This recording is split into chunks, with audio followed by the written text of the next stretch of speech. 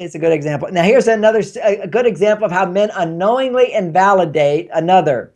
So one of my daughters, ever since she went to school, she thought she wasn't very good at math. Well, the end of the story is when she went to college, before she went to college, she was doing A+ in the most advanced math classes there were. She was the only person in her college that had taken advanced calculus. So they didn't even have a class for her. So, but in the beginning, in first grade, second grade, third grade, all the way through school, I would do her math homework with her. And she always would say, I can't do this, I can't do this. And yes, you can. And we would go through it together. And then as it got into like 8th and 9th grade, geometry and trigonometry, I couldn't remember that stuff. And so I'd have to read the chapter every time. I have to read the chapter to explain it to her and work with her on it. She just needed a little more attention with it. And visiting me at the house, we had a problem that night, and we were doing her homework together.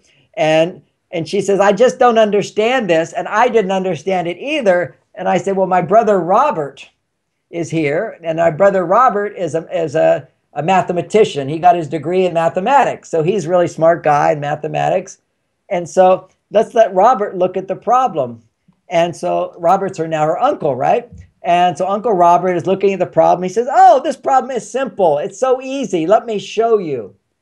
Well, as soon as he said this problem is easy, this is simple, he didn't realize the message he gave to her is that you must be really stupid if you can't realize how to do an easy, simple problem.